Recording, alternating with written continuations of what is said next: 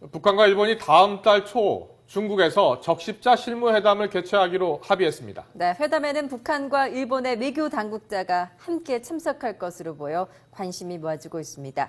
도쿄 특파원 연결하겠습니다. 최명신 특파원. 네, 도쿄입니다. 네, 관련 소식 전해주시죠. 네, 북한과 일본이 다음 달 초 적십자 실무회담을 열기로 합의했습니다. 일본 적십자사는 다음 달 3일 중국 선양에서 북한 조선 적십자회와 실무협의를 연다고 발표했습니다. 주된 의제는 북한 내 일본인 유골 송환 문제인 것으로 알려졌습니다.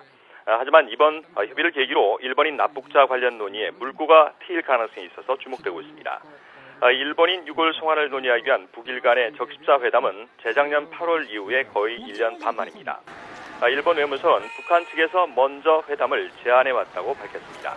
회담에는 일본 측 외무성 동아시아 과장이 참석하고 북한에서는 외무성 담당자가 함께 참석할 예정입니다. 재작년 열린 북일 적십자 회담 뒤에는 남북 납북자 문제를 위한 상호 협의가 진행된 적이 있어서 이번에는 어떤 내용이 오갈지 관심이 모아지고 있습니다. 앞서 북한과 일본의 접촉설은 꾸준히 제기돼 왔습니다.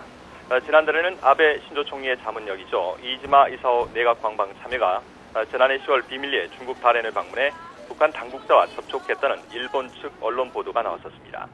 이지마 참여는 지난해 5월 북한을 방문해 김영남 최고인민회의 상임위원장을 만났으며 이후 일본인 납치 문제 해결을 위해 정상회담이 필요하다고 주장해온 인물입니다. 그래서 북일 정상회담을 위한 사전 정지 작업을 하고 있는 게 아니냐는 추측이 무성했습니다. 일본 언론은 또 지난달 26일과 27일 일본 당국자가 베트남 하노이에서 북한 측과 비밀리에 접촉했다고 보도하기도 했습니다. 물론 일본 정부는 이를 부인했는데요.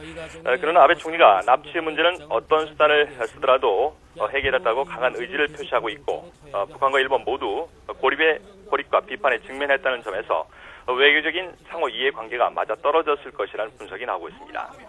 일본이 일단 북한과 적십자 회담으로 만나는 형식을 취하긴 했지만 한국과 미국과의 공조 없이 단독으로 접촉한 것으로 밝혀질 경우 한미일 대북 공조 체제를 훼손시켰다는 비판을 면하기 어려울 것으로 보입니다. 지금까지 도쿄에서 YTN 최명신입니다.